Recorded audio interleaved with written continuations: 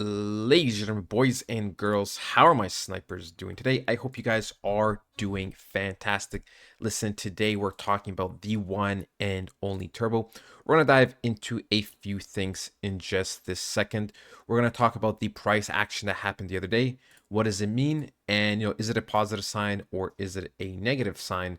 Because even though we did pump up a decent amount, we can see that we already have gone down in price. Of course, we'll also cover the basics, right? We'll cover the basics.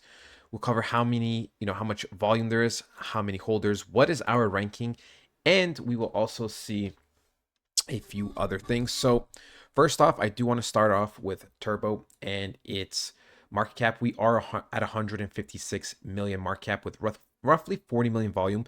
Volume has been much lower over the last week or so.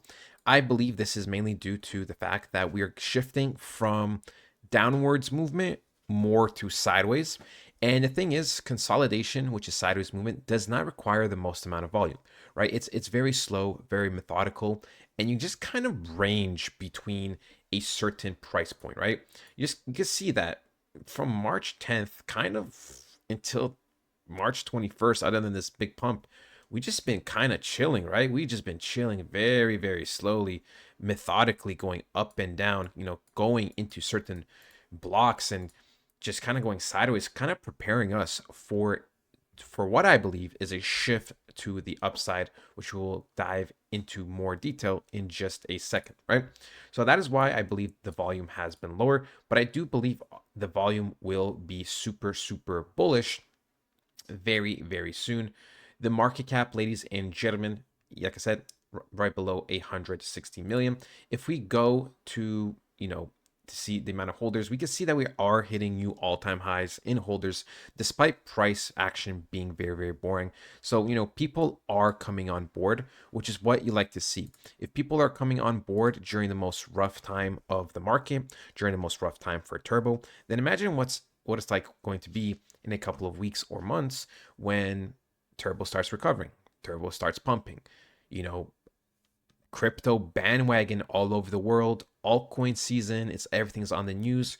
You can just imagine hundreds and hundreds of holders a day being added, thousands potentially, depending on the hype, depending on how well we succeed. Crazy, crazy times ahead. Now, there's one thing I do want to address because we can see that the bullish sentiment has gone from roughly that was 90-10 to 75-25, and now we are at, ladies and gentlemen, 51-49. There is something I do want to talk about. I do believe we are pretty much getting rated with negative sentiment because there's no real reason why Turbo should be at a 51 to 49%, type of vote, especially that we have been dropping so quick. So I know price is not the best, and I know, pretty much every single coin at the moment is in the dumps. So this is, like I said, it's not a Turbo issue. If this was a Turbo issue, if it was green, if we were on an uptrend, which we still are, but if we were trending up and Turbo is going down, then I would be concerned.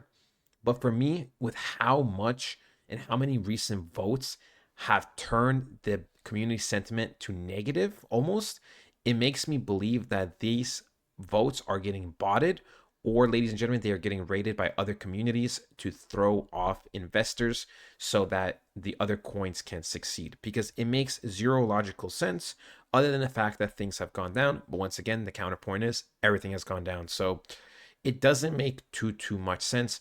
And we already talked about ratios before, that we are one of the best coins when it comes to ratios, right? From what market cap we were to what market cap we are now, from volume to market cap, from pretty much everything. We have one of the best ratios. So things do not line up for me when it comes to that aspect. But other than that, ladies and gentlemen, we don't really have other news. We will dive into the charts in depth. But look, in terms of holders and, everything, it is looking solid. In terms of views on Twitter, it is looking decent. Nothing too crazy. We still get thousands of holders thousands of views every single post, which is what we like to see. And when we go to the post, we can see overall it is fairly supportive, right? There are probably some spam posts, but we can see those without it now, something like that. Let's see, posts over here, right? See, inevitable, toads are the key, right? So support, support, and more support. So, community is still supportive, which is why I'm really surprised with these votes. I do believe it is botted. But like I said, ladies and gentlemen, we will be talking about the pump that happened. What does it mean? What do I think it means?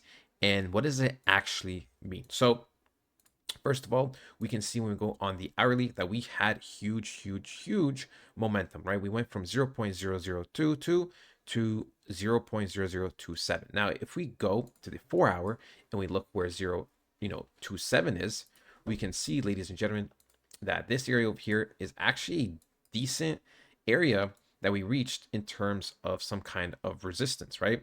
We almost hit our big, massive resistance on the weekly support. Now, this resistance that we did hit is relevant, right? This over here is relevant because this is the last relevant resistance below this huge structure, right? Below this huge structure over here and below all this structure here. So it is relevant, and we can see when we go on a different time frame too, or sorry, when we go over here, right, there's structure. So this was simply a retest.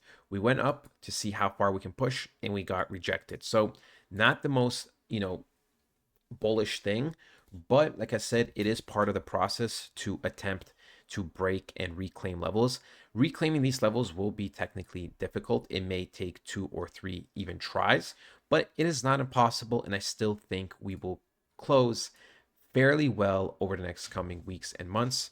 Now, if I go on to daily, right, this does suggest that this was a huge rejection, which could very well mean a pullback further down, right? We could very well go into this area over here, this daily order block, go down here, see if we can accumulate more orders before attempting to attack these levels once again, right? Since the daily candle is super weak, it is not the most convincing. It is not the most convincing, right?